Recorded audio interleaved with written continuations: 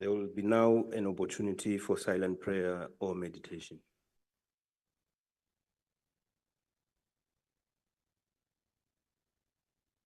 You may be seated. Thank you.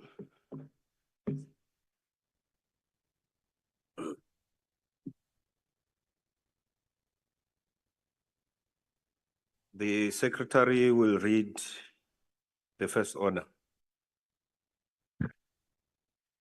Debate on vote number 31, Employment and Labor Appropriation Bill.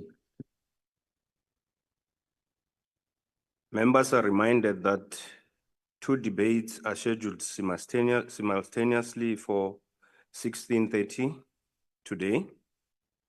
The International Relations and Cooperation Budget vote debate will be held in the Good Hope Chamber, while Mineral Resources and Budget vote debate will take place in room M46. I will now call the Minister of Employment and Labor.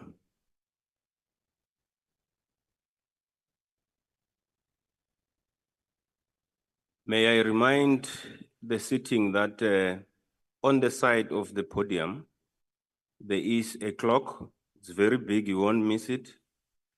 When your time is up, your time is up.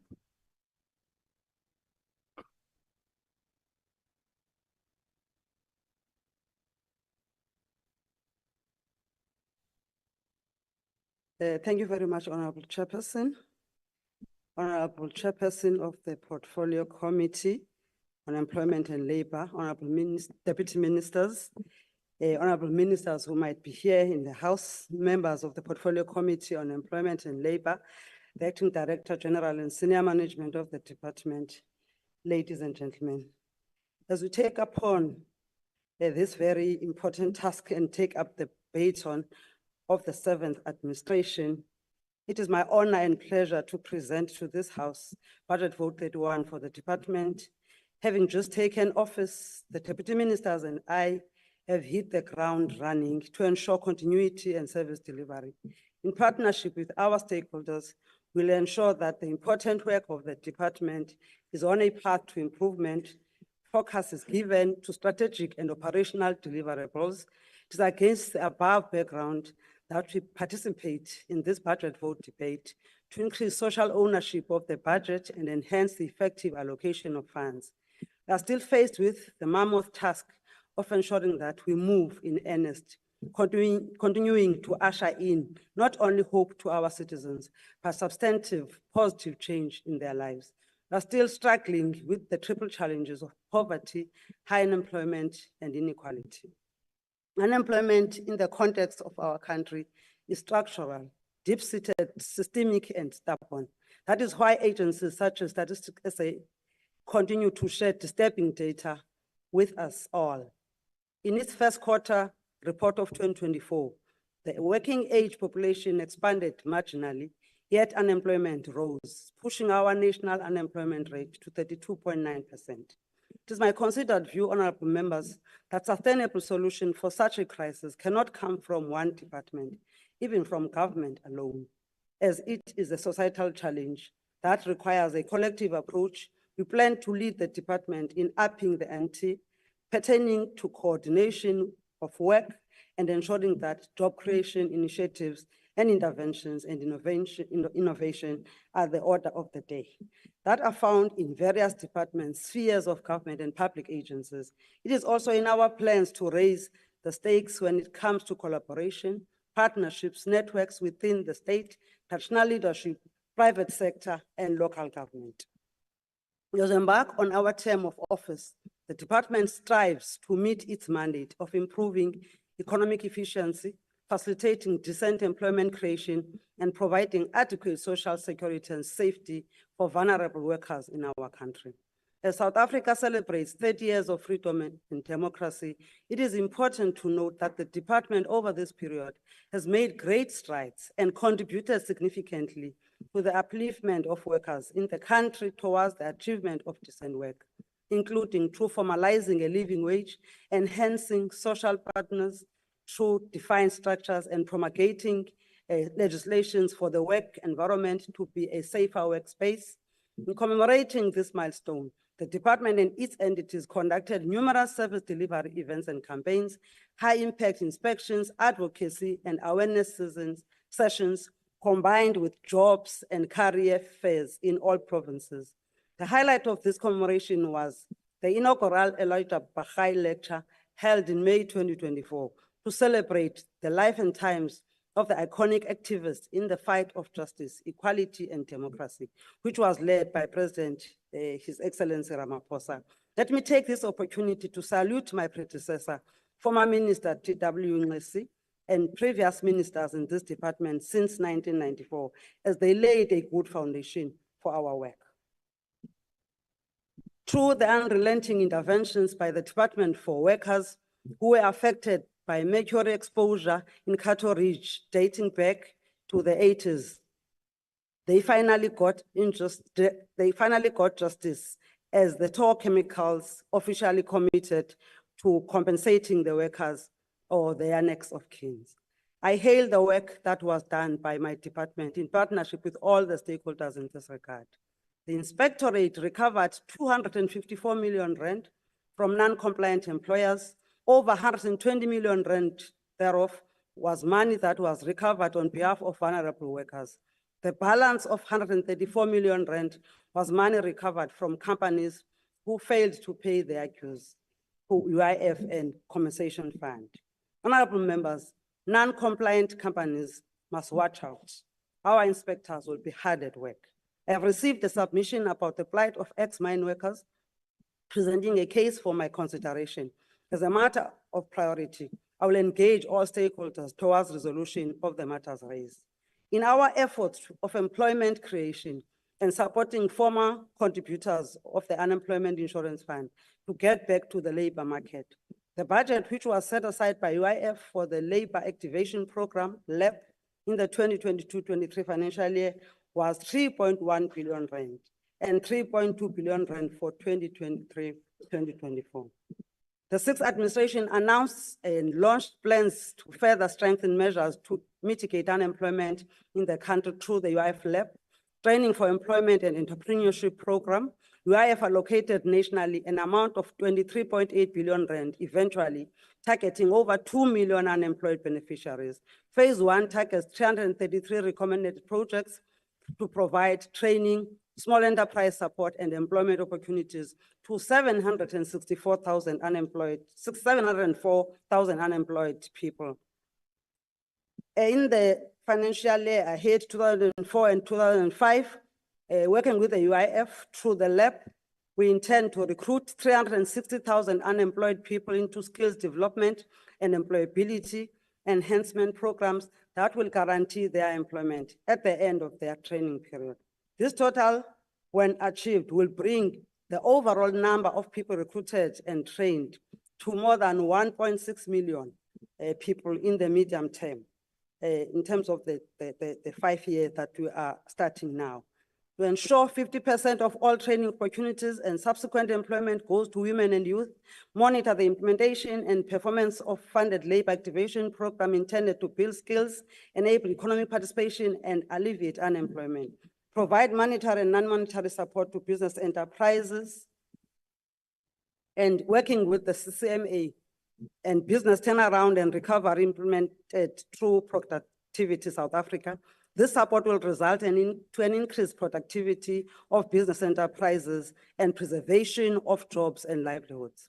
Productivity South Africa and CCMA will continue to save jobs in companies that are facing economic distress, utilizing an allocated 413 million. On the mandate of employment, the department will continue on the work done by the sixth administration, focusing on the coordination in line with the IGR Framework Act. Will build on interventions started by strengthening efforts through the work stream on employment in the President's engagements with business and interministerial committees on employment, skills, massification, and job creation. This will be carried out through the following programs. UIF LAP set aside 23.8 billion rand, National Pathway Management Network and Innovation. The fund is 230 million, jobs and career fairs 33 million. The seventh administration will strengthen the coordination of the employment mandate programs and put together a strategic framework by establishing an IGR unit. It must be noted that across the department, there is a limited capacity and capability affecting overall performance of the UIF and CF. Enhancing these areas department-wide is crucial for improving efficiency and service delivery. Following the architecture review and diagnostic report on the fit for purpose assessment of the CF and UIF, reimagining a citizen-led service transformation of the funds presented to the 6th Parliament, the department, in our effort of strengthening the UIF and CF, is implementing the diagnostic assessment report and its recommendations. On employment creation for persons with disability, we have conducted a successful scheme in the past 3 years, wherein we funded 9 national organizations involved in promotion of 1,041 employment of persons with disability. The department has allocated 21 million rand to extend the scheme to all provinces and will prefer new applicants in this regard. The department has allocated an additional 184 million rand towards 13 supported employment enterprises. These enterprises currently employ 1,056 persons with disability. It also appoints, or it will appoint an additional 150 people in the new financial year. The department has just completed the quality assurance environment for the system. The newly revamped employment services of South Africa system can be accessed by walk-ins at our 126 labor centers, 441 visiting points and 14 mobile units, and remotely. On the 1st of August 2024, I will unveil a youth deployment project. This project will be employing 335 young people over the 8 months period to assist in the provision of career counseling services at our services points across the province. The rebranding and repositioning of the inspectorate remains a priority. As part of digitalization and modernization of the department, we have also seen global innovations, which we intend rolling out through the use of drones, sensors, and wearable technology. Recently, the department launched an occupational health and hygiene lab. This is game changer to provide evidence-based advice to employees, especially in the informal economy, where they do not afford to pay for approved inspection of authorities. The ILO recommendations, resolution 204, focuses on the transition from the informal to formal economy. To give effect to this recommendation, the department has initiated research-based inspections in informal sectors. These interventions are meant to educate informal economy on employment law. 34 lives were lost in the recent building collapse in George, Western Cape on the 6th of May. As we all know, we are currently busy with Section 31 investigation, the outcome of which will inform the way forward. We intend to leave no stone unturned in getting to the bottom of this matter and welcome involvement from all relevant stakeholders. Notable is the release of the 24th annual CE report and the public register. This annual report reminds us that as we celebrate 30 years into democracy and 26 years since the inception of the Employment Equity Act, we should not forget that there are persisting remnants of discriminatory practices and inequalities that still need to be addressed.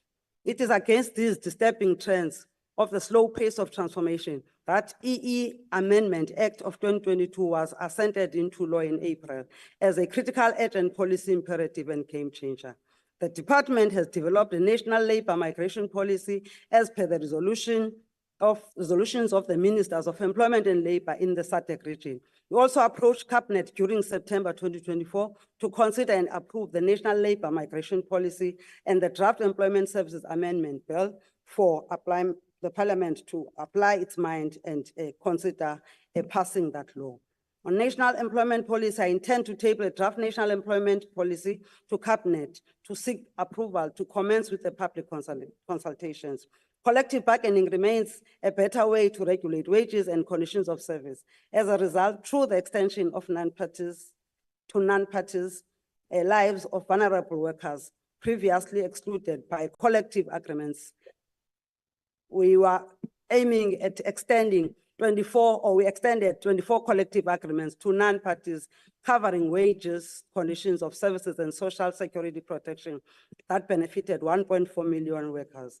The geopolitical environment is experiencing a quantum leap with the South African-Israel International Court of Justice case introducing new postulations and dimensions to the country's existence in the multilateral and bilateral agreements.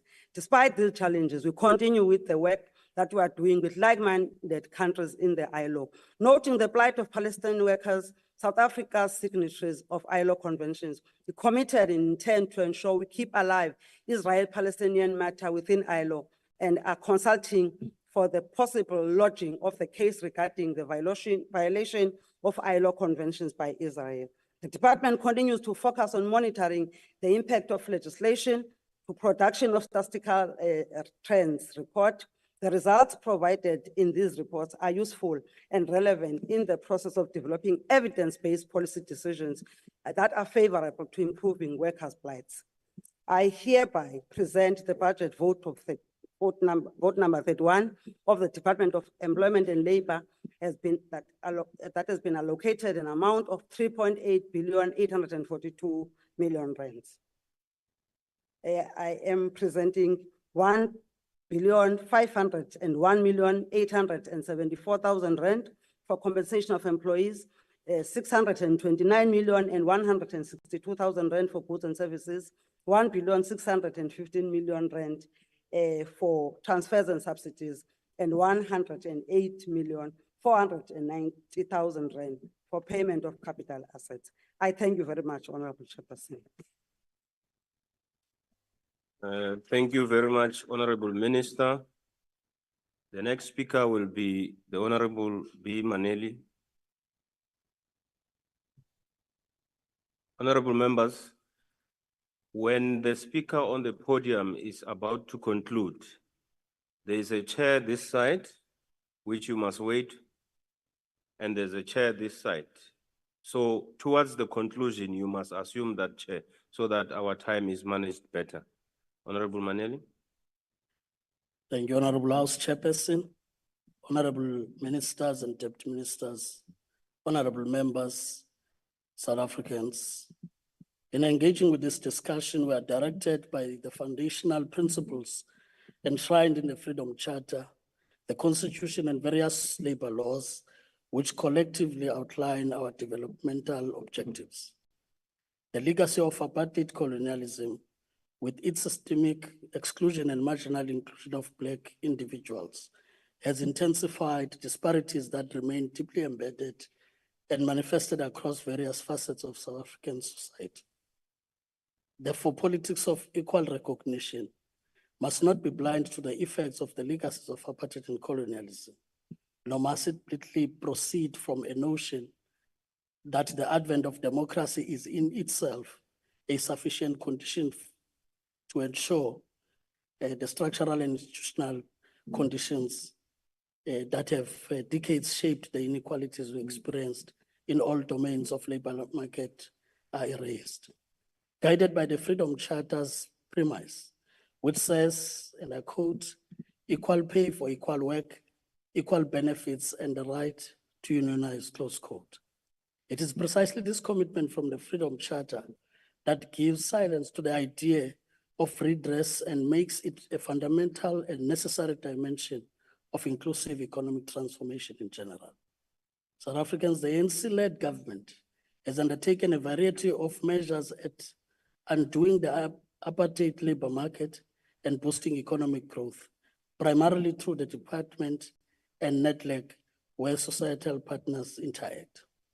This initiative was focused on the creation of a new regulatory framework through the modernization of labor legislation, the establishment of new institutions and statutory bodies. The Basic Conditions of Employment Act, as amended, gives effect to the right to fair labor practices. These have been recently extended to cover domestic workers' compensation for injuries sustained at work. The Labor Relations Act, which gives labor market relations and the Unemployment Insurance Fund, has intervened during COVID pandemic. The LRA during the pandemic played a crucial role in protecting workers' rights and ensuring fair treatment. The UIF extended the temporary employee relief scheme TERS benefit to cover employees affected by the pandemic. It included wage subsidies for employees in distress. Honorable members, significantly, the department continued to transform the labor market through the recently issued amendments to the Employment Equity Act. Its core focus is the implementation of equity and affirmative action for redress. Non-compliance with the EEA not only exposes companies to penalties, but also undermines the broader societal goal of correcting historical imbalances and promoting equality. Encouraging compliance is essential for achieving a more inclusive and just South African workforce. The department is implementing several initiatives to address unemployment and promote economic development. The presidential employment stimulus is allocated 250 million in the 2024-2025 fiscal year to maintain the National Pathway Management Network and to continue the Innovation Fund. These efforts are aimed at creating job opportunities, improving access to education and training, assisting young people in choosing between learning and earning, and identifying obstacles to entering the labor market. Honorable members, within the Public Employment Service Program, the department is focusing on developing a new migration policy and updating the Employment Services Act of 2014, which is expected to benefit young South Africans seeking work in sectors such as hospitality, tourism, and agriculture. The public employment programs will, for the 2024-2025 financial year, register 950,000 work seekers on the Employment Services of South Africa database, which will increase employment opportunities for job seekers. The department is also set to introduce a framework for active labor market policies, which will support job seekers, facilitate placements, and establish viable pathways into employment. This involves encouraging employers to hire first-time job seekers, collaborating with other government departments to create pathways into the workplace, and stimulating both demand and supply of labor. These initiatives are part of a broader strategy to improve the efficiency and inclusivity of the labor market and to align it with the needs of the economy. The work seeker services focuses on registering work seekers, providing employment counseling, and placing work seekers in the employment opportunities. The budget for these activities is 650.2 million rands over the current fiscal year. The impact of these services is expected to improve the employability of work seekers, reduce unemployment, and facilitate a more efficient matching of job seekers with employment opportunities. Honorable House Chair, 184.7 million rands is allocated to the Support Employment Enterprises Program, which will make an important contribution towards creating work and employment opportunities for people with disabilities, improving the administration, production, and financial management of supported employment enterprises. The overall goal is to create a sustainable employment opportunities for individuals with disabilities, contributing to social inclusion and economic participation. Honorable members, Productivity South Africa, PSA, will focus on supporting the improvement of South Africa's competitiveness and the sustainability of enterprises, particularly small, medium, and micro enterprises, SMMEs, through its competitiveness, improvement services, and business turnaround and recovery program. It must be noted that the budget for this entity has been significantly reduced with an amount of 13.6 million of the medium-term expense framework, MTF, period. Despite this reduction, the impact of PSA is expected to enhance the productivity and sustainability of enterprises, ultimately contributing to job creation and economic growth. With an estimated long-term spending, the UIF has a sizable budget by providing a safety net For the unemployed people, the UIF helps to lower poverty and support workers during times of unemployment. As with the intervention in a democracy, changing power dynamics globally and domestically, our interventions are not without challenges. The triple challenges persist just as our commitment to govern persists. The persistence of these challenges calls for a rigorous assessment of key economic drivers, constraints, and opportunities. Honorable House Chair, for this reason, to realize the vision of the Freedom Charter, which finds expression in our Constitution, structural transformation must open a path to inclusive economic growth and development. Growth without structural transformation will only reinforce and reproduce inequitable patterns of wealth inherited from the past or create jobless economic growth. No transformation can occur without economic growth and job creation. Hence, the government's objective is not merely to transfer ownership of assets or create opportunities, but to ensure inclusive economic growth through industrial and localization, which is the essence of what the Economic Reconstruction and Recovery Plan seeks to achieve. Honorable House Chair, I would like to end my speech by quoting Amilcar Cabral when he says, and I quote, "Always bear in mind that the people are not fighting for the ideas, for the things in anyone's head. They are fighting to win material benefits, to live better and in peace, to see the lives go forward, to guarantee the future of their children." I stand to support this budget on behalf of the African National Congress, and I thank you, Honorable House Chair. Thank you very much, Honorable Maneli. Honorable members, unfortunately, the election results dictate that the Democratic Alliance will speak first before MK. My apologies, Honorable Motibate. The next speaker will be Honorable Bagre.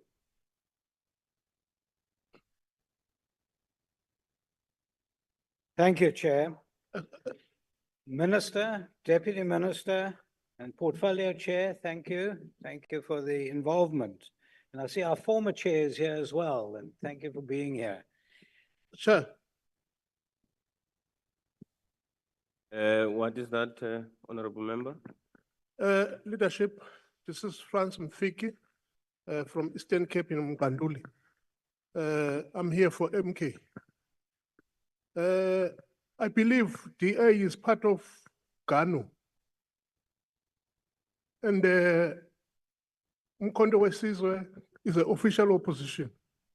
If you can clear me on that, thank you. Okay, thank you very much. Unfortunately, the way the sequence of speaking is dictated to by the proportionality of the votes that you have received. If you have such issues with that, you will take it to the Rules Committee in writing. Thank you very much. Can you proceed, Honorable Bagre? No, but Chair. Yes. No, but I think we can't operate in Parliament like this. There needs to be proper clarity in terms of who is government and who is opposition. So we can't. No, be every time we come here. unfortunately, those issues do not belong Chair, here. don't be dismissive. I'm saying No. what we are saying. We want to understand. I've made a ruling on that. I understand. I'm saying I've made a ruling on that. We want to understand, is DA part of government or not? So that we don't freestyle every time we come to plenary. I have made a ruling on that. Recording in progress. What is the ruling? What's the ruling, Chair? Is DA part of government or not? No, I've made a ruling on that. What's the ruling? I said the sequence in which you have acquired the votes. No, Chair. That's what we're asking, Chair. That's not what we're asking. We are asking Chair. who is opposition, who Honorable is members. government. That's the question. I have made a ruling. Chair. Wait, I've made a ruling. And I want to request that you take the ruling. Goro Chair. Kubukeka ngathi Yes. lento ye-GNU ani-understanding ngokwenu. You can't be in something ninga-understand. Kumani ku-GNU if ninga-understand ukuthi le GNU No, isebenza I've kanjani. made a ruling Angeke on nenze that. kanjalo. I've made a ruling on DA that. is part of GNU. Honorable members, No, Chair. I've made a ruling on that. Ningadictate, Chair. I've made a ruling on DA that. is part of GNU. If African National Congress ikhulumile, I said to DA, you, they must can be you, part can of you, that decision, of that submission. can you allow the chairperson to chair? I've made a ruling that if anyone has got issues with that, that matter belongs to the Rules Committee, not here. Chair, Allow your party reps to go to the Rules Committee and debate that. And then you come here with a Chair. decision. Yes, Chair, Honorable Techana? Apo, it's Yazini, Honorable Tegiana, Chair. Apo imoshe khona, Chair, lento. We know the program, we see the program.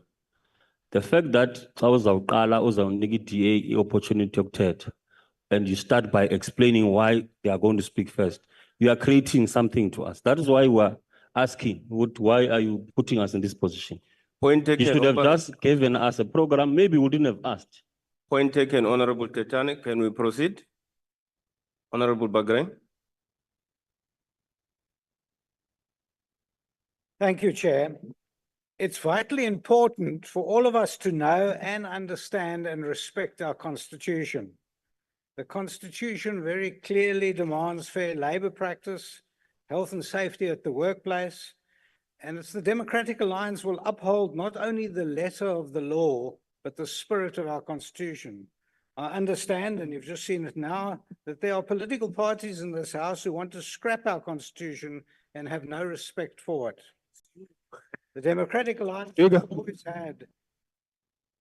Honorable Bagre, can you take a seat? Honorable member? Thank you, Honorable Tapelo Makhalo from the EFF. Is the honorable member there prepared to take a question? Because he's saying there are political parties here who don't respect the Constitution. Honorable So we want- Bagre? No, don't explain what. He's the one who doesn't respect the Wait, Constitution. They wait. want to change, remove Wait, employment ethics. wait. He's the one who does not respect the laws. Can you be orderly? You asked whether the honorable member is willing to take a question. Don't explain. You will explain and ask a question if he says yes. Honorable Bagre, are you willing to take a question? No, thank you, Honorable Chair. Honorable Bagre? Can you answer? No, thank you. No, thank you. No, thank you. Okay. I understand that there are political parties in this House who want to scrap the Constitution. The Democratic Alliance has always had job creation at the forefront of its policies, and the golden thread running through all its policies is one of compassion and fairness. The Democratic Alliance has strongly advocated deregulation of small business, and in particular, the scrapping of social engineering. Despite the above, the DA is a political party which does and will always uphold all the laws of South Africa. We have never advised or encouraged anyone to usurp or transgress any laws, and in particular, our labor laws. We see BEE as not being transformative. We have explained this in detail on many occasions. Today, we see this department, unfortunately, has failed South Africa, has failed the workers of South Africa. We have 41% unemployment in the country. We are the second worst productivity in the world. As this is our first statement in the 7th Parliament, let me immediately say that we hold out a hand of friendship and cooperation to Minister Meth and her deputy. Likewise, we pledge to work very strongly with the Government of National Unity and indeed the trade union movements in order to improve the lives of our workers and specifically to embark on job creation programs in every single industry. The DA's relationship with the various chambers of commerce and employers' organizations grows from strength to strength. We see the DA as a bridge between employers and employees in all circumstances. I look forward to a conducive relationship between the DA and all my colleagues on this portfolio. The DA has always had a strong working and functional relationship with the Director General of the department and various commissioners under its umbrella. The commissioners will testify that the DA communicates daily throughout the year with their departments and entities and has very effectively held each entity to account. We have done this in a respectful and positive manner. The DA sees the officials as partners in the quest to ensure that the workplace is healthy, safe, and productive. The DA has taken up workers' complaints and has invariably ensured that these complaints are answered and resolutions have been met. Personally, over the past 10 years, I have personally sent 15,000 emails to the various entities, and I cannot personally raise a complaint with regard to the efficient and constructive answers that I've always received from the officials in this department. The DA urges Minister Meth to work with her counterparts in a constructive manner, ensuring that job creation is at the forefront of her agenda. Minister Meth has assured the first meeting that she will do just that. For instance, there's been a constant call for the improvement of basic education. We need a workforce that is fit for purpose and can aspire to be the captains of industry when they leave our education system. In this instance, Minister Siviwe Khwarubi of Basic Education has pledged to ensure that the future generations will not be lacking in the groundwork. Likewise, small business development is vital to job creation. We turn to Minister Abrahams for help. The DA trusts the Department of Employment and Labour and Small Business Development will work hand in glove. The deregulation of small business has been in the forefront of the DA's job creation armory. As the DA moves forward in the Labour portfolio, we will do everything in our power to help and assist Minister Meth in her deliberations with the Minister of Small Business. Other portfolios and their ministers have come out extremely positively and forward-thinking. They have great ideas. I've been watching it carefully. We applaud Minister Dr. Leon Schreiber of Home Affairs in his approach to the revamp of the work visa applications. The work visas have been an ongoing problem for years. The DA has carefully assessed the situation and has many suggestions, such as wanting work visas under certain conditions. The DA will work with Home Affairs once again in conjunction with Minister Meth to ensure that we bring in qualified individuals who can move our industries forward. Some of these suggestions have been to ensure that every skilled person brought into the country, the employer would give an undertaking that local citizens would be trained to take over that position within a certain period of time. And also a certain amount of extra citizens would be employed to assist that person who's come in. The DA has many future ideas in this regard. We note the statement made by Minister Dean McPherson of Public Works and Infrastructure. Again, the DA has seen the devastation brought about by apartheid spatial planning. To this day, 30 years later, the majority of our workforce live far away from access to jobs. Already, McPherson has undertaken to have a look at the government-owned properties and government-owned infrastructure to try and correct this devastating consequence of apartheid. The DA wishes much strength to Minister Creasy and endeavors to ensure that public transport to the workers of South Africa is rendered safe, affordable, and is able to ensure that people don't spend anything up to half their salary on transport. Again, the DA will work with Minister Meth and her interaction with the Department of Transport. The DA has noted early statements by the Minister of Agriculture, Steenhuisen, in his foray into ensuring growth and the survival of the small farming community. Farming has always been an entrance into the workplace. Traditionally, agriculture has been one of the biggest employers in South Africa. Once again, we have our faith and trust in Minister Meth, who will work with Minister Steenhuisen to enhance the farming community, that we can create jobs as quickly and as efficiently as possible. One of the most damaging ministries up until now has been electricity and energy. DA has called on for the revival of electricity and energy so as not to cripple industrial development and industry. We wish much strength to the Minister Ramakgoba and his deputy Samantha Graham. The DA will be engaging through the Department of Employment and Labour with some ideas as presented to electricity.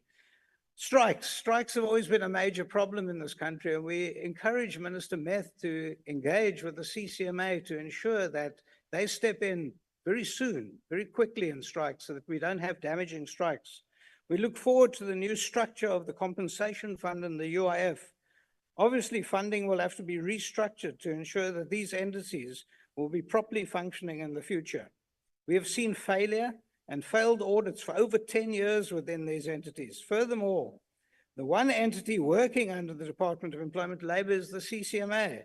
Unfortunately, and much to the dismay of the DA, the budget of the CCMA has been cut annually for the last 5 years. The workers of South Africa have a wonderful institution which is being cut down by its knees.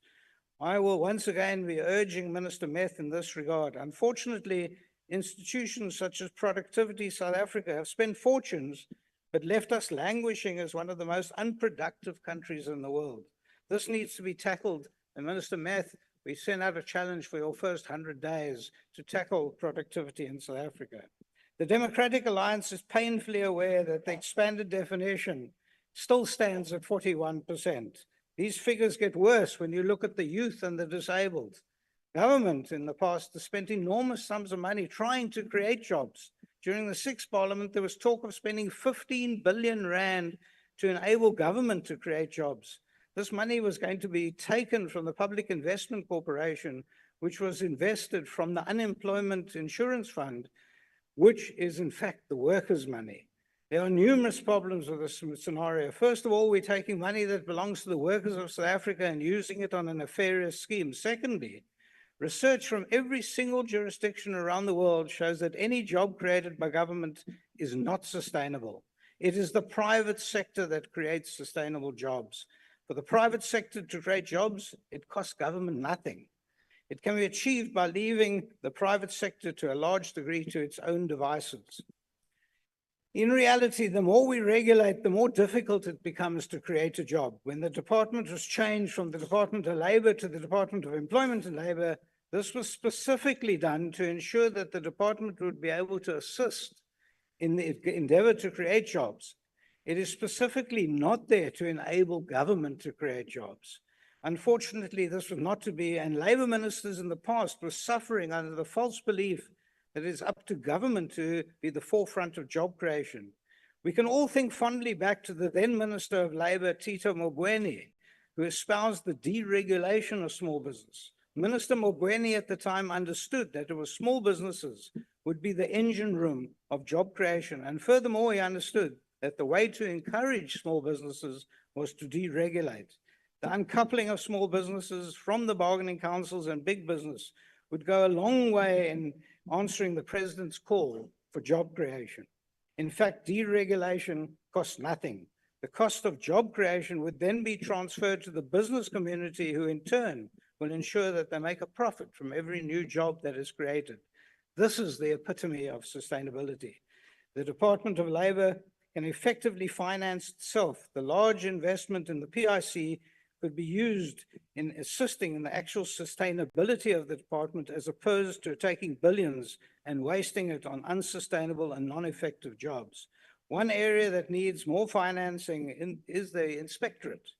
And we find some of the world's most harsh regulations and indeed legislation. The harsh regulatory authority cannot effectively be implemented or monitored. There are too few inspectors. They have little training and invariably are lacking in the tools of trade. The department's jurisdiction stretches to health and safety. One can only see that in the disaster, the building collapse in George, where the inspectorate came out in full force afterwards, but not beforehand. I end off, Speaker, by quoting from an interesting quote from Plato, who said, "We can easily forgive a child who is afraid of the dark. The real tragedy is when men are afraid of light." Thank you. Thank you. Thank you, Honorable Member. Honorable Mutubadze.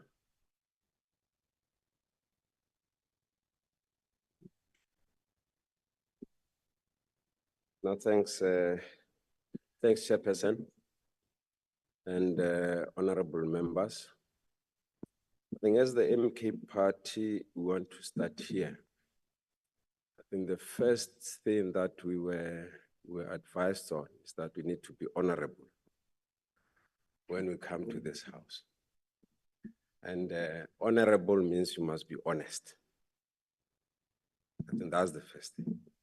Now, the MK Party is going to be honest, having studied, not only reading, the previous inputs or that were actually coming to this particular house from the Department of Labor, which have actually changed names over time. And our conclusion from what was actually presented today is that we have received a tantalizing mirage. something that actually gives you hope, but that does not exist. And therefore, having interacted with our people who have actually brought us here, we have interacted with them, and they have said to us, since 1994, we moved into the new dispensation, and we enacted the Employment Equity Act. We had the Health and Safety Act, and many other acts that are actually there.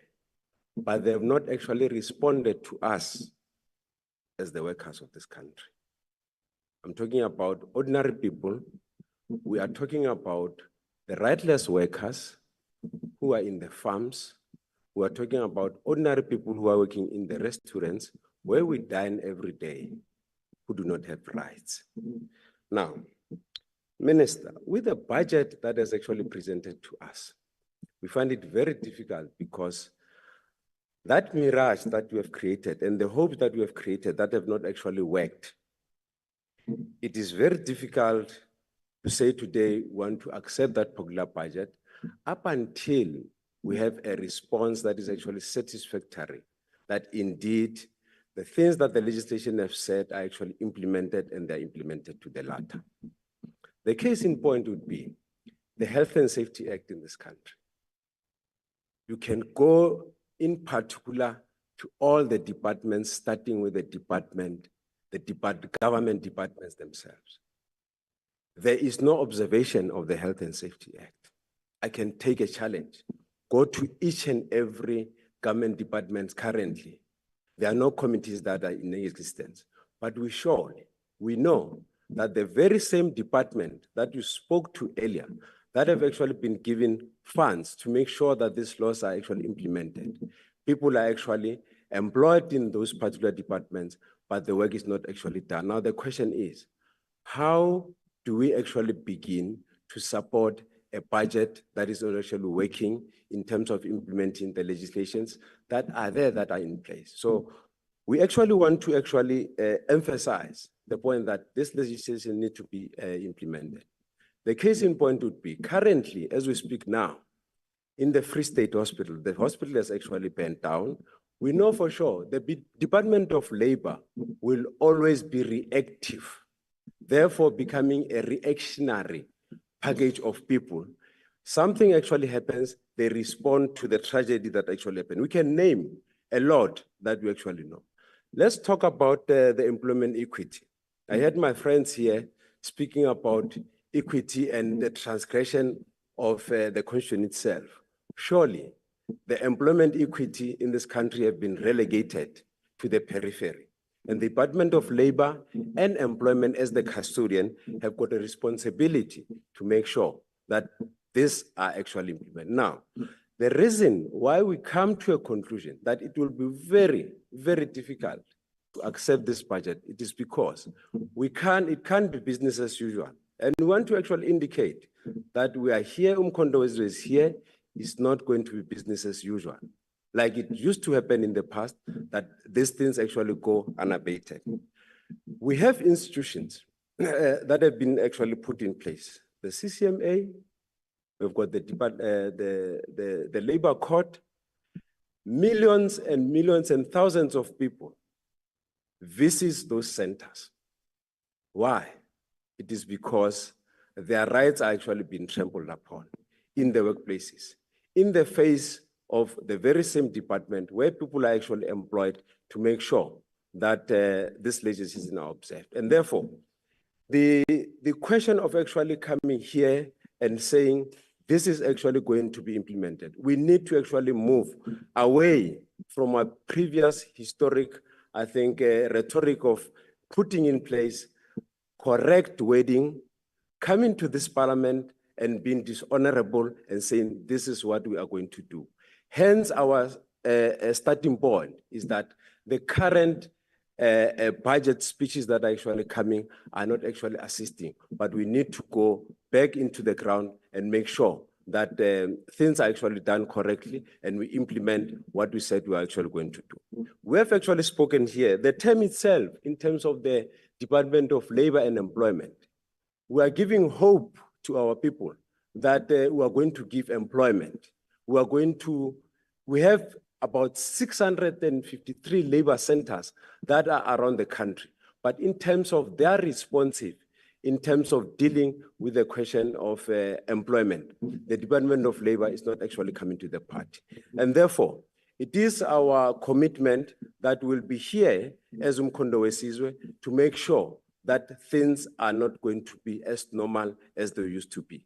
The question of racism in the workplaces, it is there. And Minister, we are assuring you that if we turn the corner and deal with these aspects, we have our support, because most of the farm areas that are actually there, as a point that we want to actually put in place and take a challenge on you around this particular issue, we want to say that all the farm areas where crimes have been committed, in terms of killing people, in terms of transgressing the labor laws, must actually be declared as crime scenes. Having been declared as crime scenes, those farms must actually be taken over by the state, because when a crime is committed, that particular area declared as a crime must actually be taken by the state, and therefore we must actually take that particular land into the hands of the people, because we can't have racists continuing in those areas doing what they are doing to our people. I thank you, Chair. Thank you. Thank you very much, Honorable Member. The next speaker is Honorable Mkhonto.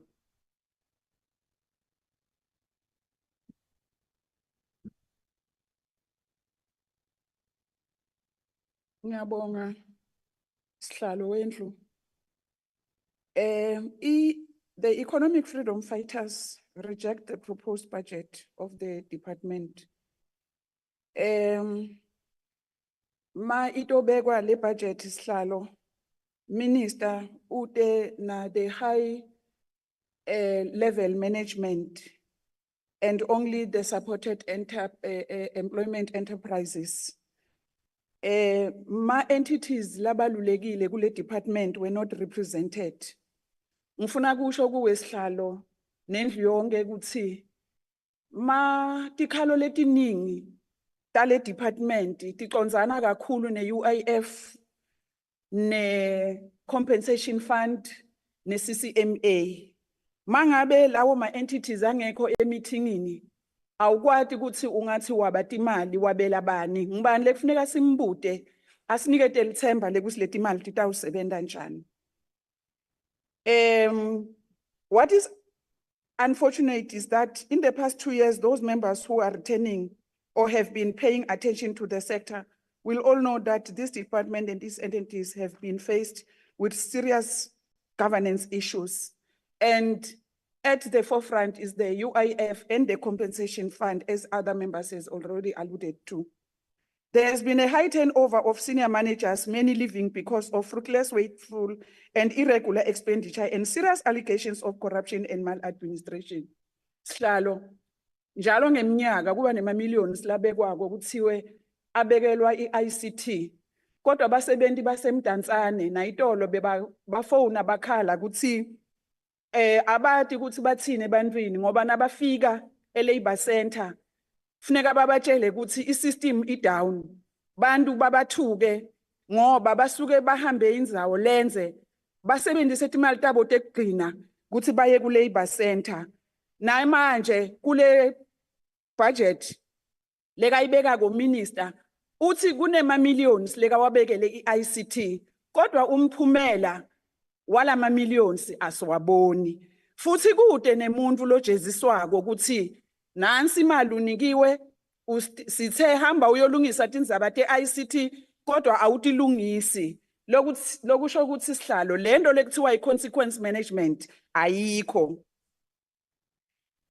There has been a complete failure of the department and its entities to put in place system to ensure that compensation for injuries on duty is paid and paid on time. The UIF, which is the last line of defense for many vulnerable workers, has been allowed to collapse as money is stolen, and the CCMA, despite the commendable efforts of commissioners, continue to be dysfunctional. My recommendations as CCMA sihlalo our implement baqashi nangabe ato implementwa kuphela nangabe licala livuna umqashi nangabe livuna umsebenzi baqashi abawa implement ma recommendations CCMA kungako sithi sidinga imali leningi ukuthi iye ka CCMA iphindze iniketwe futhi nematinyo ekuluma ngoba ayilumi kahle ngoba ingenamali.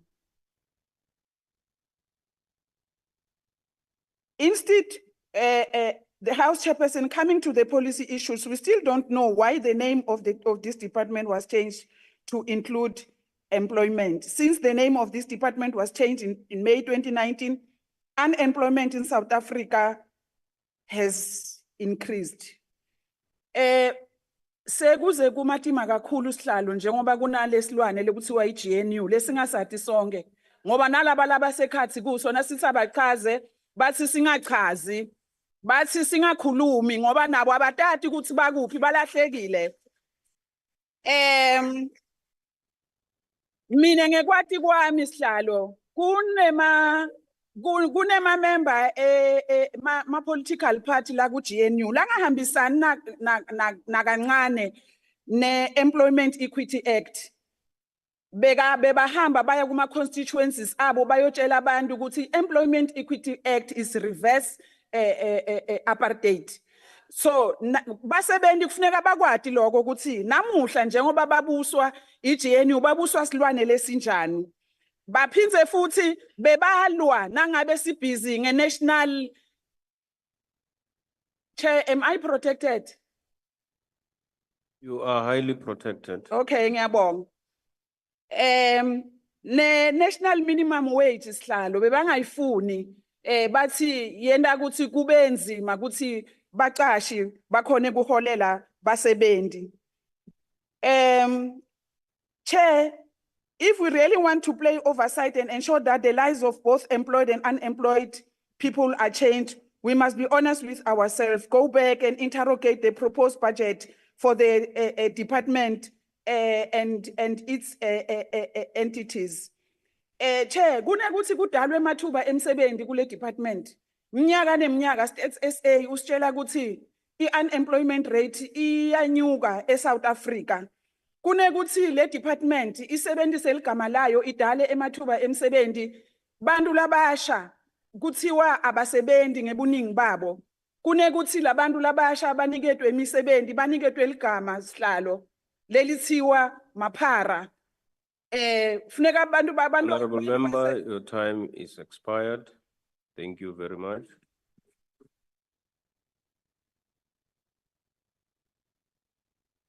The next speaker will be Honorable Nobo. Thank you, Honorable Chairperson. I'm reading this on behalf of Honorable Ngobo, who's the main member in the Portfolio Committee. Honorable Chairperson, the unfortunate reality for most South Africans is the fact that our unemployment rate stands at 32.9%. This should be the driving force prompting our new government to take urgent action to create job opportunities. We sincerely hope this new administration will do away with merely paying lip services by presenting us with means and measures to stimulate employment opportunities and investment, while we saw very little on it in practice. Under the previous administration, the Department of Employment and Labor had 7 labor programs in public entities. All 7 were dysfunctional. Of all the 3 entities established to assist the department in meeting its mandate, only the CCMA remains functioning. A vital institution under this mandate is the National Economic Development and Labor Council, which is a platform where businesses, labor, the government, and civil society can debate the structural problems within the labor environment. It is our hope that this entity rise and shine under this new government. Budget cuts in this department should be aimed at centering the expenditure of billions of rand on so-called capacity building within the department. Perhaps the small first steps, such as Disbanding support employment enterprises would enable the CCMA to support the workers of South Africa in obtaining justice in every instance. Furthermore, we all know that the internal controls of the unemployment insurance fund and its government was exceptionally weak. Therefore, we urge this new administration to focus on strengthening internal audit controls and provide for an independent forensic capacity, enhancing risk management and ensuring compliance. We cannot afford the continuous repetition of an Audit General previous report on the fund being plagued by irregularity and wasteful expenditure.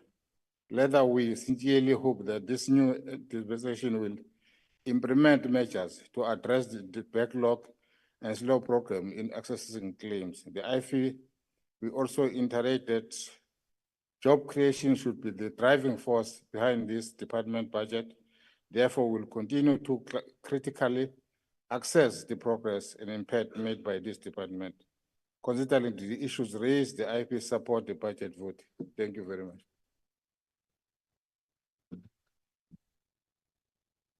Thank you, Honorable Member.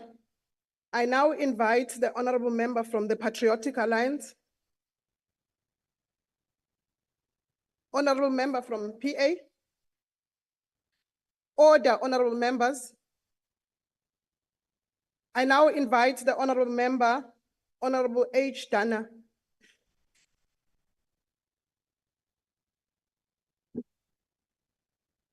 Thank you, Honorable Chair. Honorable Chair, the mandate of the Department of Labour is to fulfill one of the most important functions in our democratic South Africa, as derived from the Constitution with specific reference to equality, human dignity, and freedom of association. In short, each South African deserves to be afforded the dignity of a job in order to be able to care for themselves and those who are dependent on them. It's as simple as that. But with this right comes a number of challenges that have to be managed and mitigated by the Department of Employment and Labour. Though we're experiencing some very different and very strange political times, House Chair, some things have not changed and will not change unless there's a focused effort with the necessary political will to effect these changes that are so very, very needed. We note the department's efforts to have the Compensation Fund and the Unemployment Insurance Fund listed as standalone entities in terms of Schedule 3A of the PFMA, who will subsequently then report directly to the Minister. But if the Minister does not initiate a large-scale cleanup and turnaround process within these entities, there will be no real change. Please, Minister, we implore you.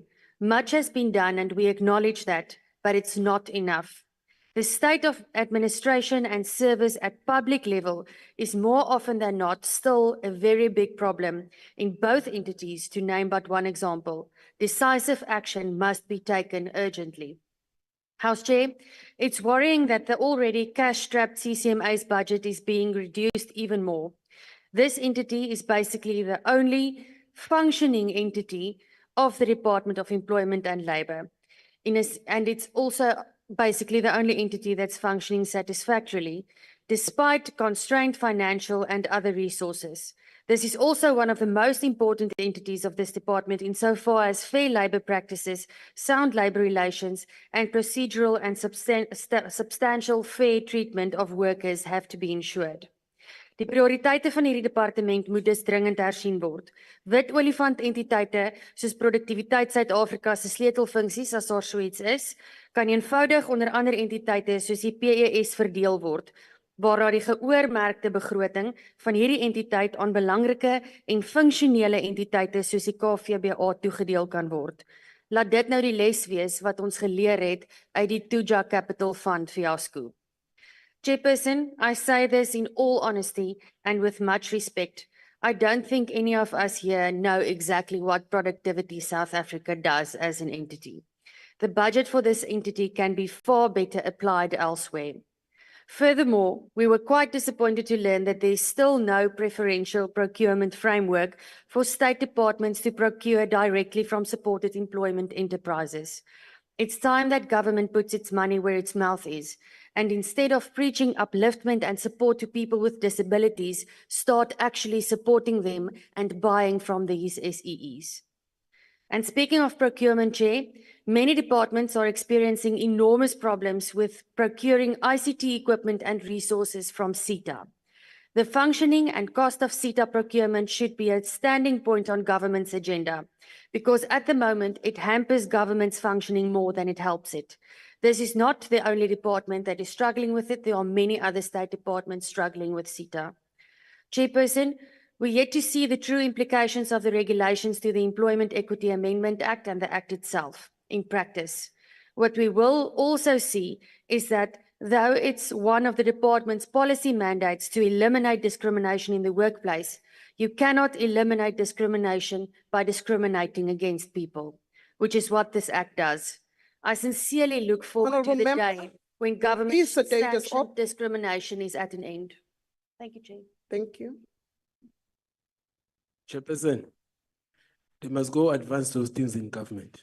Yeah, Honorable member, thank you. when you rise on a point of order, you stand up and you then say, you cannot just put the mic, you cannot just speak without being recognized. I called you, Chair. Sorry, apologies. But Let us be able to follow the rules of the House. I now invite the honorable member from Action SA, Honorable Litlape.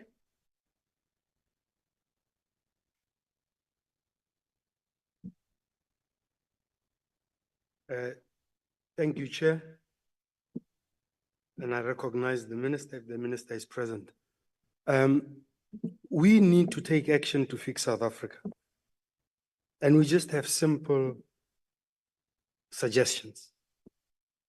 We have a high unemployment rate, but there's a lot of work in South Africa.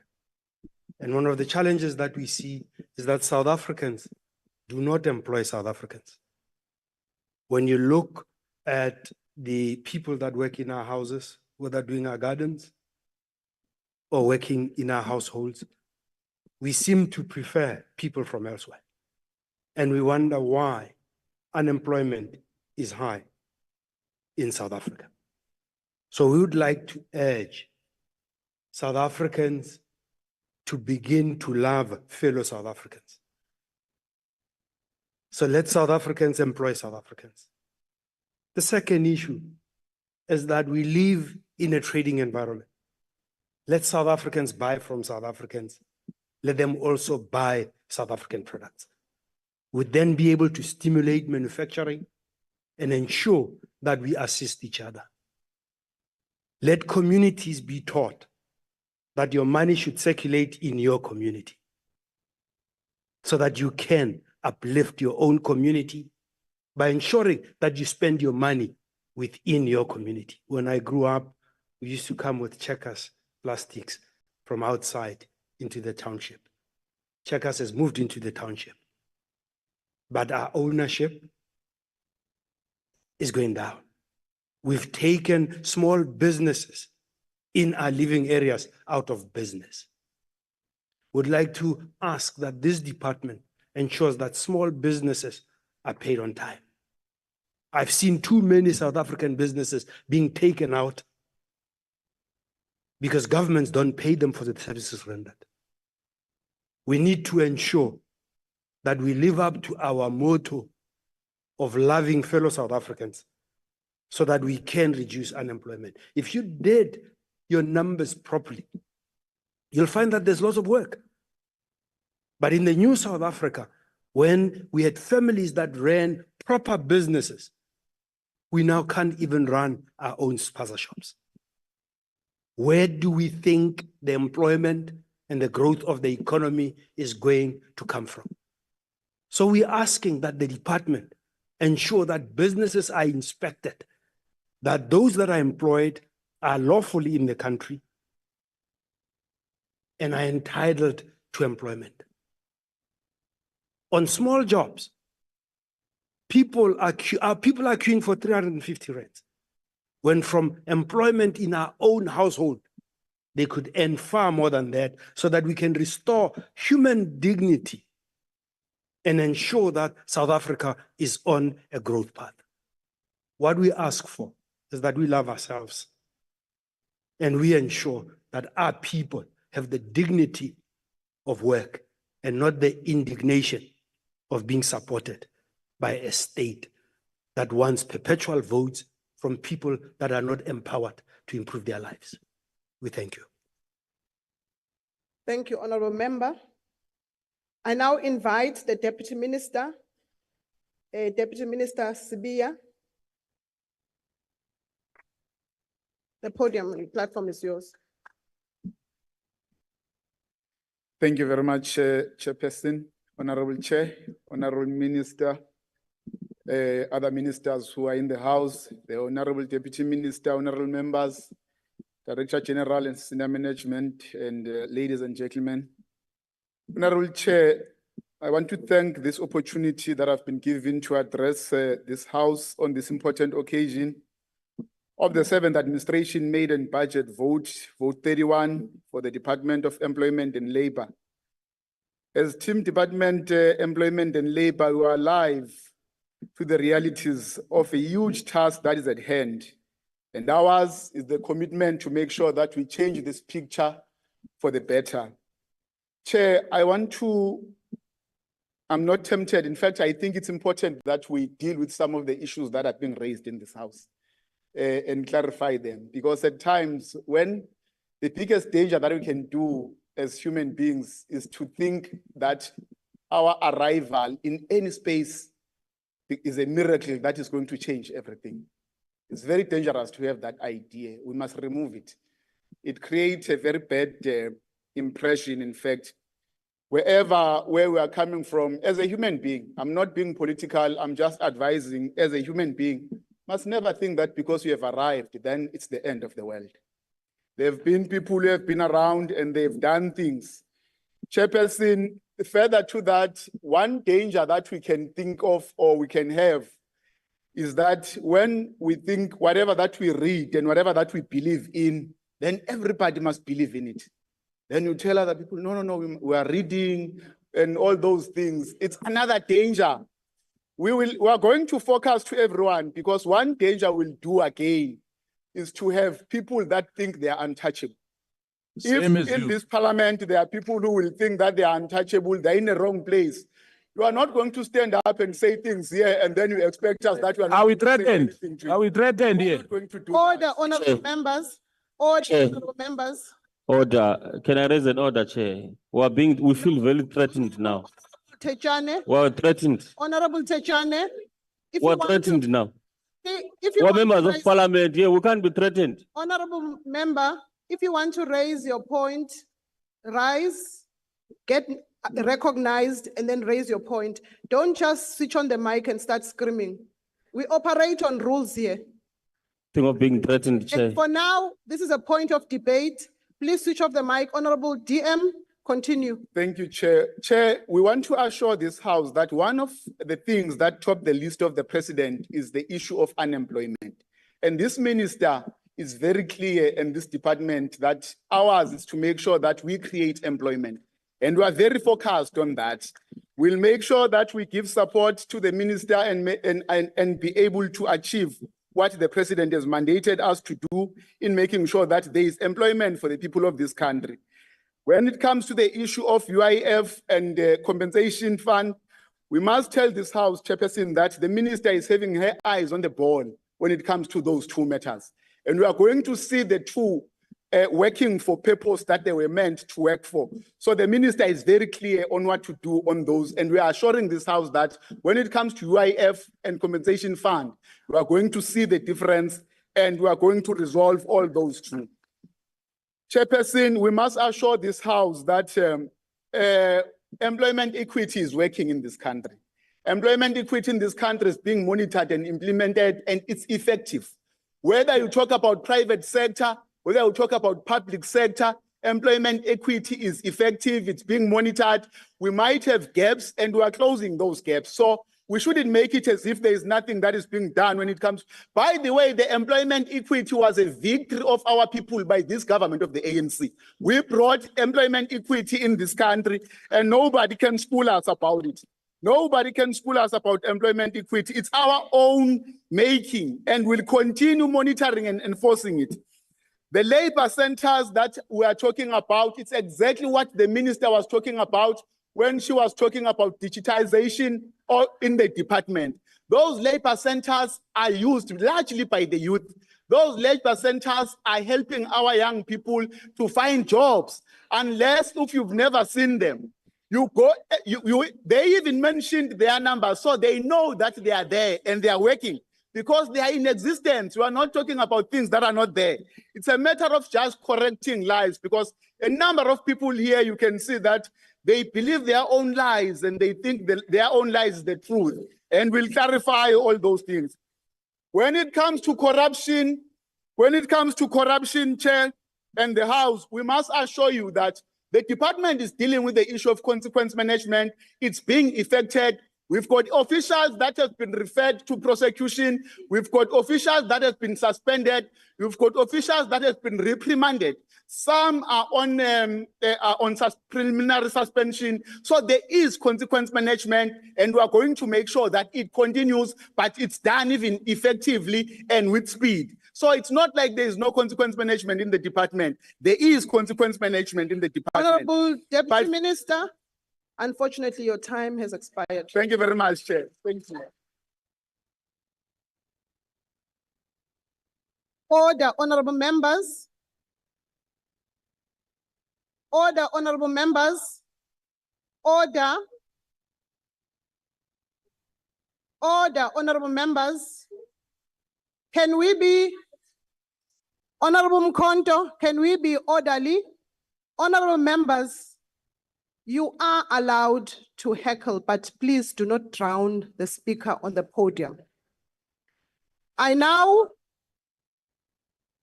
invite the Honorable Thring.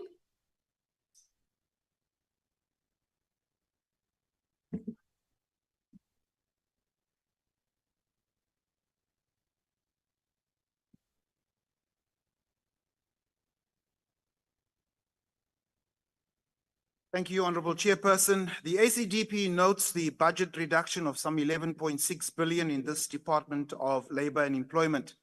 The department has the mandated responsibility of addressing workplace disputes, fostering better labor relations, improving occupational health and safety, and supporting job creation. On the score of supporting job creation, the department fails, as the statistics speak for themselves. Unemployment is at 32.9%.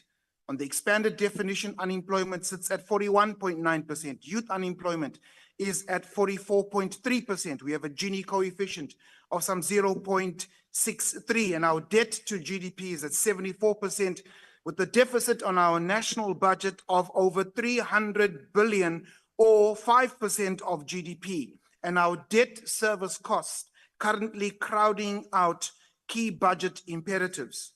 Stats South Africa's GDP data reveal that the country's economy shrank by 2% in the third quarter of 2023, and youth unemployment increased by 4%. With water outages, road infrastructure, and port failures, unbridled crime and corruption, it is easy to see why jobs are so under threat in South Africa. The ACDP asserts that these job cuts are largely because of the ANC's failed policies, resulting in policy instability. Additionally, political instability caused by infighting, cadre deployment, nepotism, and incompetence throughout all three spheres of government have resulted in load shedding, infrastructure collapse, and an unfriendly business environment. When the rate of unemployment rises to an inverse proportion to GDP, it will lead to socio-economic crises and become a threat to national security. If this department is serious about its mandate, then it must implement policies which indeed create more job opportunities. There must be an investment in infrastructure projects, promoting small business growth, and improving education and training programs. In this regard, there must be a correlation between education and skills training projects and business needs so that business demand meets supply. The ACDP has long said that in a growing economy, it must be done with a social conscience, which involves implementing social welfare programs to support those who are unable to work, such as the elderly or disabled. In conclusion, we reiterate the high priority imperative of addressing jobless growth in order to provide for a more inclusive society, thereby ensuring that national security Honorable concerns Thring, are fully met. unfortunately, your I time thank has you. expired. I now invite the Honorable Non-Danger from the UDM. Honorable Non-Danger. Order, honorable members. I now invite the Honorable Zibi.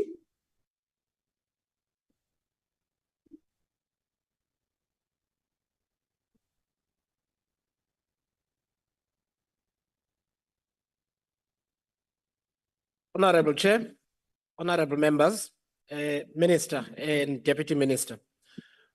On the 2nd of April this year, Rise Mzansi held a picket outside the Department of Employment to highlight the plight of people over the age of 35 who are unable to access jobs and job opportunities due to the arbitrary cut-off age applied to entry-level jobs in both the public and private sectors.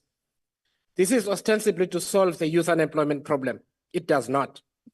South Africans over the age of 35 are people who are generally in the middle of building lives for themselves, who carry the burden of caring for their own children or the children of their relatives and their elderly parents. Many of these people are single parents. Because of this exclusion, there are 2.9 million people aged between 36 and 44 who are of prime working age and who are unable to access jobs and skills training opportunities. They are forced into a life of poverty. At best, they are only able to get temporary jobs that pay very little or create informal work that does not enable them to put food on the table for their families or to even build a home of their own. During this picket, we delivered a memorandum of demands on behalf of these South Africans, which has not yet been responded to. Minister, please lift this wage cap and lift it now.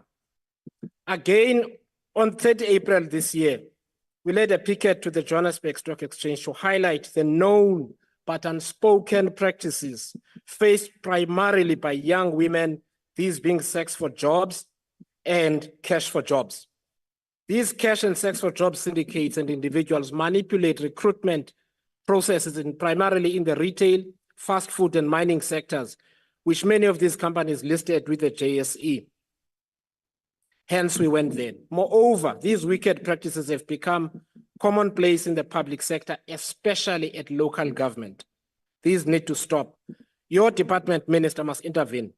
We are saying employment and labor, like the Employment Equity Act, the Employment Services Act, Labor Relations Act, must recognize these practices, or new legislation must be introduced to criminalize these heinous practices in the labor market.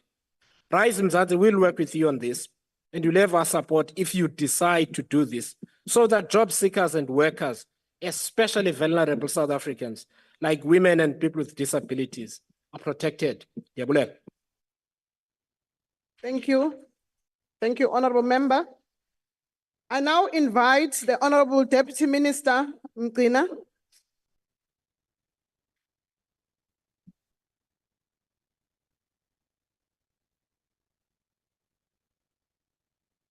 Thank you very much, Chairperson of the session, ministers and deputy ministers present, members of the House, Director General, senior managers and the Department of Employment and Labor and its institutes.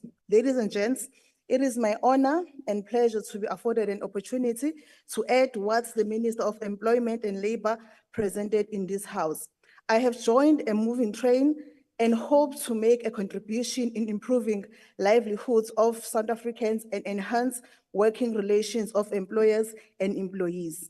The minister made reference to the unemployment in the context of our country as structural, deep-seated, systemic, and stubborn, referred to Stats SA Q4 figures that I don't have to repeat, and the partnership aiming to dismantle saturated economy and reindustrialize our productive economy for job creation. The department has a number of entities that are established in terms of various laws and work collaborative to contribute employment opportunities, employment retention, employment safety, and employment security. It is within this context that we have the public employment services that we established to assist work seekers and companies to adjust the changing labor market trends through the following interventions: registration of work seekers and work opportunities, facilitating placement after performing matching and counseling services. This work is done through the 126 labor centers, the youth centers, 440 visiting points that we access through our mobile units and cars and our online systems. Retention employment through productivity, promotion, and turnaround solutions to assist companies through our Productivity South Africa to improve workplace relations and changes. Rolling out special employment programs for persons with disabilities in our quest not to leave anyone behind. We do this through the 13 supported employment enterprises that we have in 8 of 9 provinces. We are currently exploring the establishment of one more in Mpumalanga. This SES employs youth, men, women of different races with various disabilities and produce very good quality furniture, linen, steel products. We also subsidize 9 national organizations that promotes the employment of people with disabilities. We provide funding through the Unemployment Insurance Fund, labor activation program to support schemes that places people in employment. We have established a special rehabilitation and reintegration programs for people injured at work to continue with their livelihoods under the compensation fund. We are also assisting companies in distress through the UIF, CCMA, and Productivity SA to minimize levels of retrenchments. We set the minimum standards and basic conditions of employment through the ministerial dissemination to protect workers involved in public and private employment programs. We are active players in the growth of this country through massive investment that we make on the UIF and compensation fund reserves to employ creation projects overseen by the Public Investment Corporation. We are also working with the presidency in the Presidential Youth Employment Initiative to coordinate public employment programs and to search for innovative solutions that can bring about tangible changes in this area. And finally, Chair, we are working on policies such as national labor migration, the national employment policy, reviewing our laws to accommodate the platform workers, small businesses, and digitalization. Malunga hloniphekile, zonke le zinhlelo zisidinga sonke futhi ngeke sikwazi ukuzenza ngaphandle kokusebenzisana nokubambisana phakathi kwezinyunyana, umphakathi kanye nabaqashi. Ngiyabonga kakhulu, Chair. Asibonge, Sekela Mphathiswa. Honorable members, allow me to invite the honorable member from NCC. The honorable member from NCC. I now invite Honorable Nontsele. Honorable Nontsele, I invite you. DA has used all their time.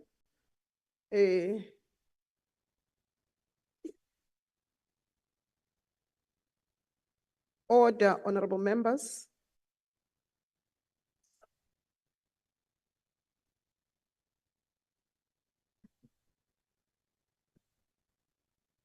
My apology, House Chair, I'm stuck with flu.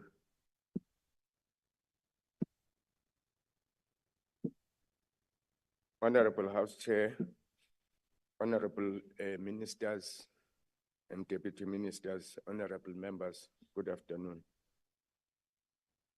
My address is basically to talk to the issues that already have been covered. But it's important just also to make an emphasis on the point of government of national unity. That in as much as the parties have come together under that arrangement, they are all enjoined by the prescripts of the Constitution. And the prescripts of the Constitution enforces and imposes a particular agenda. And that agenda also deals with issues of poverty, issues of equity in terms of employment, and all the issues that honorable members have sought to address here. So not a single one is absolved because you are either inside or outside the government of national unity. House Chairperson, since 1994, the African National Congress-led government has embarked on a journey to address the profound socio-economic challenges that have plagued South Africa. These challenges, rooted in the legacy of apartheid, include the widespread poverty, unemployment, and inequality, as well as the historical economic exclusion of the majority of our people. Our aim has been clear: to create a better life for all South Africans. The scarcity of investment has had profound impact on economic landscape, leading to a sluggish economic growth and a surge of unemployment figures. The dearth of investment exacerbates the already existing disparities in the labor market, mirroring the remnants of apartheid. The lack of capital inflows into productive sectors stifles the job creation, perpetuating a cycle of economic exclusion. As a result, the labor market remains segmented, with marginalized communities facing systemic barriers to employment opportunities, further entrenching socioeconomic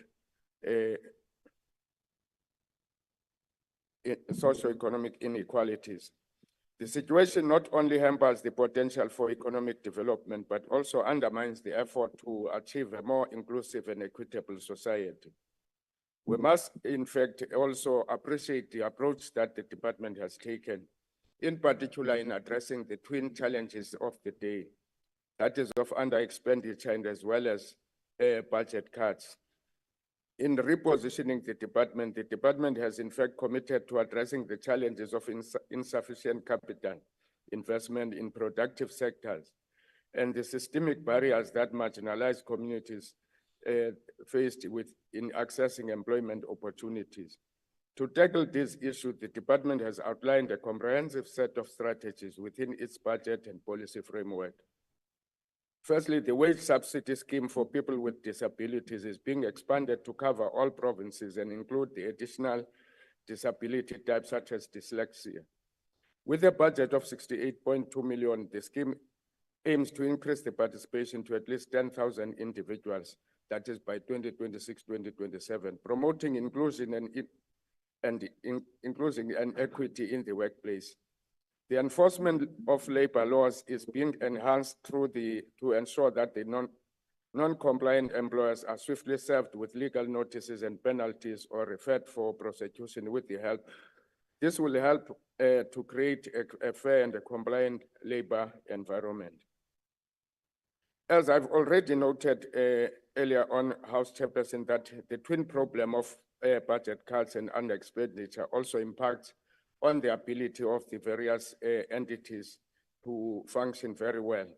We note the declines in terms of budget allocation to NEDLEC and as well as CCMA. The Unemployment Insurance Fund is dedicated to providing short-term unemployment insurance to eligible workers, with a target of processing 97% of approved claims within 15 working days by 2026-2027. This fund is also investing in enhancing the employability of 250,000 participants over the medium-term expenditure framework through its labor activation program. The committee will closely monitor the implementation and performance of funded projects. The UIF plans to deploy mobile buses in each province for outreach initiatives in remote and densely populated areas. that your department is doing. The fund has budgeted 94 million for the deployment of 21 buses with scheduled deployment that is between 2023 and 2024. That is 10 again for this current financial year. That is an improvement. I'm sure we must also be eager to go and visit the buses so that you see the kind of service at the doorstep that the department is able to bring. House Chairperson, also the performance of a plan for Program 3 includes the registering 115,000 of employment opportunities per year. That is Employment Services of South Africa. That is as well other steps that the department has taken. To mitigate this concern, the department may need to prioritize its services and explore most cost-effective ways to deliver programs. It will also be important for the Department of Labor and Employment to work closely with National Treasury to ensure that critical initiatives such as the preferential procurement status of SEE and the establishment of SEE factory in Mpumalanga are adequately funded and supported. Additionally, the department also must deal with the ICT strategy, which aims to address persistent challenges, which will be essential for ensuring that efficient and effective delivery of services, that is despite the budget constraint. Honorable House Chair, the department plans to conduct annual reviews of the national minimum wage, which is a very important step that we have achieved. This includes Honorable Bagram, developing monetary mechanisms to ensure that the impact of minimum wage on the economy, that is on collective bargaining and the reduction of income differentials is dealt with. I've dealt with the CCMA with regard to its ability to ensure that it deals with the disputes that arise. The purpose of these reviews and monitoring mechanism is to ensure that the department is able to respond to all the challenges as they arise in various areas. In conclusion, House Chair, is that our focus on employment is central to bridging the gap between the growth and social policies. Pro-growth policies are essential for achieving socio-economic transformation, but an employment focus is equally important for promoting inclusive growth, and to succeed in this endeavor, we must foster strong public-private sector partnerships. These partnerships are vital for the revitalization of our economy and implementing the economic reconstruction and recovery plan. As we move forward, let us remain committed to our vision for a prosperous South Africa where every citizen has the opportunity to thrive. Together, we can build a nation that is truly free from the shackles of the past and ready to embrace a future of hope and prosperity for all. So I thank you, House Chair. Thank you. Thank you, Honorable Member. I now invite the Honorable Minister of Labor to respond.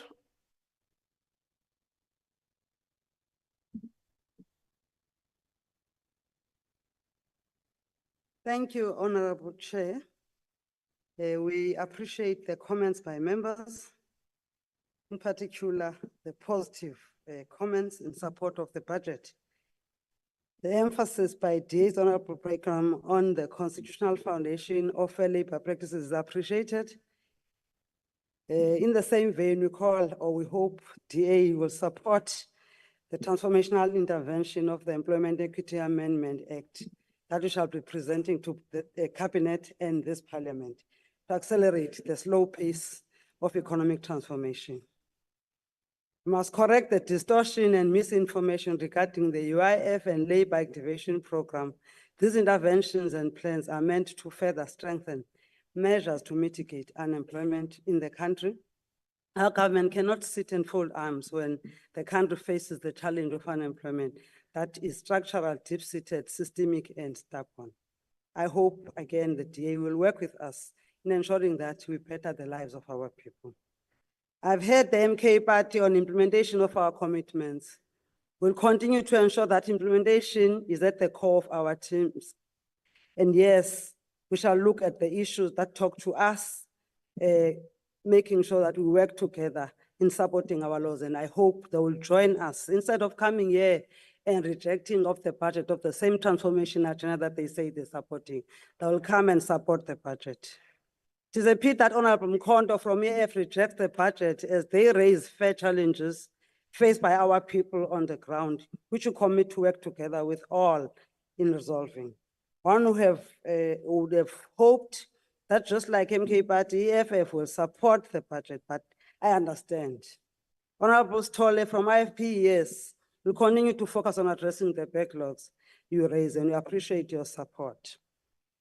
Coming to the issue of the national minimum wage, many critics who objected the notion of a national minimum wage said before it came into effect in 2019 that it would lead to huge job losses. It should be noted that the findings of the quantitative research undertaken by Development Policy Research Unit at the University of Cape Town indicate that no major shifts in employment were found following the national minimum wage increases.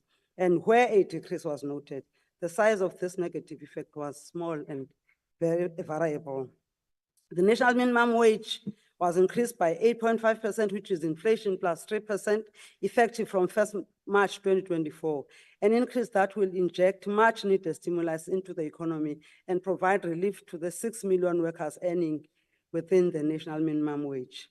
Yes, Honorable Nontsele, we shall invite the whole parliament when we go to show that we are going to be with the people. When we launch the more than 20 buses that we shall procure, you will see that we are not playing. And when we improve the issues of capacity on the ICT in the department and in the labor centers, you shall see that we are hard at work in ensuring that we improve the lives of our people and we give to them an opportunity to access the services that this department is offering, including those who are with disability. We shall ensure that we digitalize our department for access, and we shall ensure that the compensation fund and UIF works as all of us here. We're saying there's good work that is done by the CMA. We agree with you, and we shall be hard at work with my deputy ministers, with the department, to ensure that we turn around the department to improve where there were challenges, but continue with the great work that has been done by my predecessors and the family of the Department of Employment and Labor. Thank you very much, Honorable Chairperson.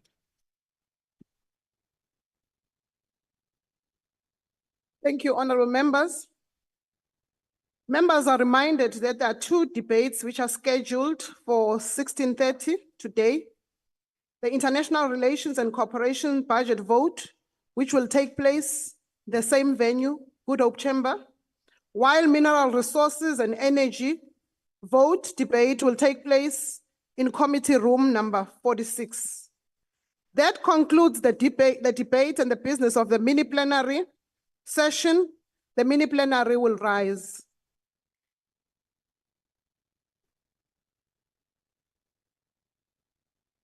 The GNU has finished.